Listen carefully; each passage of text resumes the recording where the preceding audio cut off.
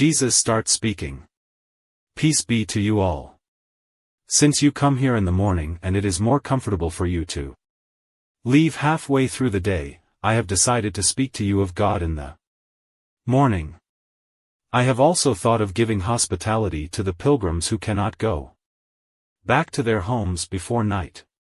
I am a pilgrim myself and I possess the bare necessaries given to me by a compassionate friend. John has even less than I have. But wholesome people, or not seriously ill, go to John, such as cripples, blind or dumb people, but not dying people or affected by high temperature as they come to me. They go to him for a baptism of penance. You come to me also to be cured in your bodies. The law says, love your neighbor as you love yourself. I think and say, how would I be showing love to my brothers, if I closed my heart to their needs, also to their physical needs? And I conclude, I will give them what I was given. Holding out my hand to rich people, I will ask for bread for the poor, depriving myself of my bed I will receive in it who is tired and suffering. We are all brothers. And you do not give proof of your love by means of words, but by deeds. Who closes his heart to his fellow man, has a heart like Cain. Who has no love, is a rebel against the command of God.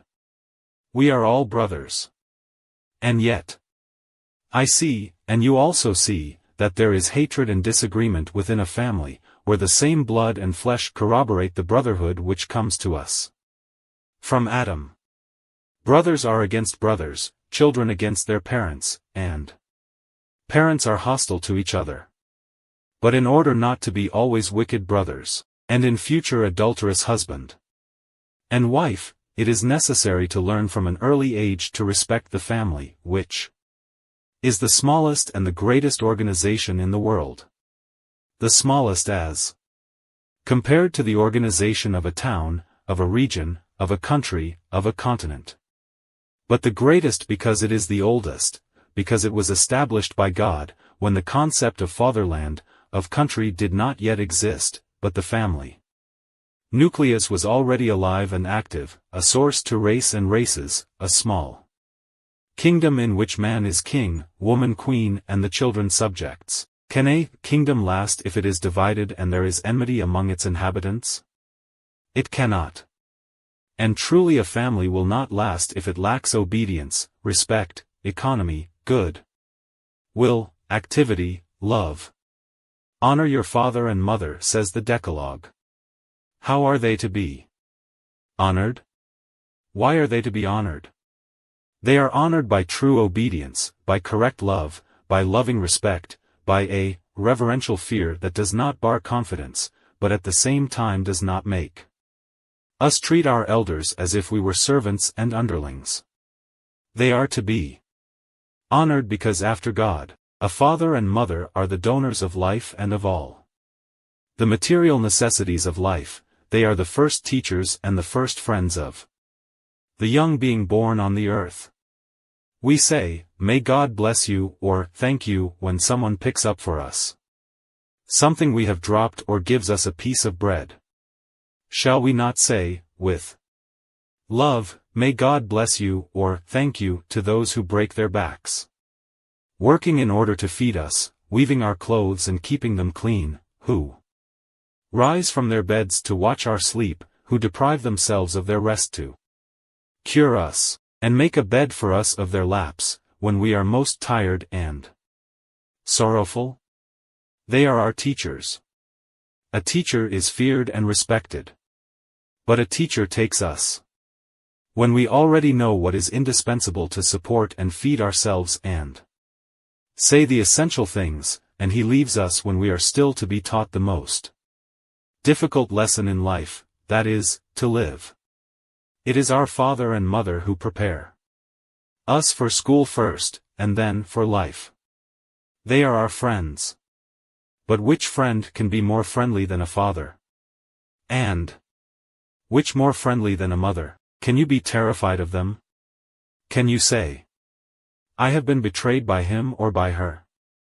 And yet there is the foolish boy or the even more foolish girl, who make friends with strangers and close their hearts to their father and mother, and they spoil their minds and hearts with unwise if not guilty friendships, which are the cause of paternal and maternal tears, that like drops of molten lead burn their parents' hearts.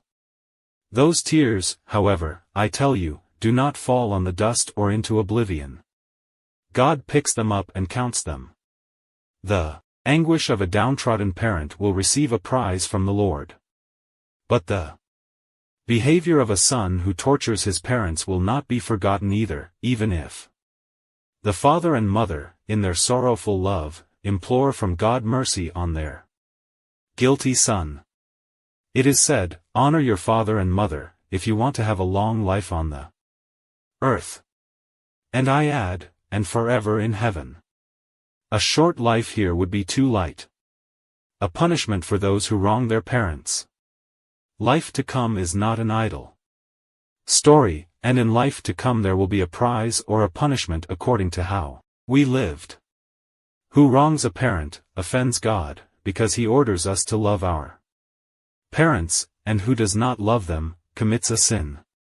Thus, rather than his material life, he loses the true life of which I spoke to you, and goes to his death, nay he is already dead, because his soul is deprived of the grace of God, he is already a criminal because he offends the most holy love. After the love for God, he has in himself the germ of future adulteries, because from a bad son he will become an unfaithful husband. He already possesses the incentive of social deprivation, because from a bad son originates the future thief, the fierce violent killer, the cold-blooded usurer, the cynical hedonist, the disgusting betrayer of his fatherland, of his friends, of his children, of his wife, of everybody.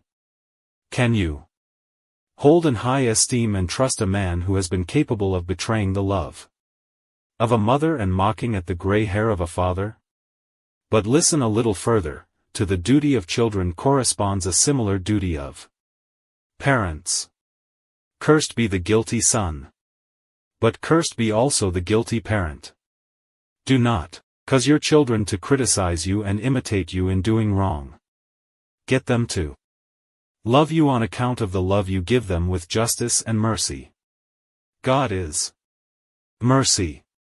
Let parents, who are second only to God, be mercy.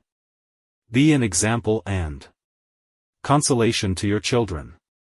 Be their peace and guide. Be the first love of your children. A mother is always the first image of the bride we would like to have. A father is for his young daughters the image of the husband they dream of. Behave in such a way that your sons and daughters may wisely choose their wives and husbands, thinking of their father and mother and seeking in their partners the sincere virtues of their parents. If I were to speak until I treated the whole subject fully, a whole day and night would not suffice.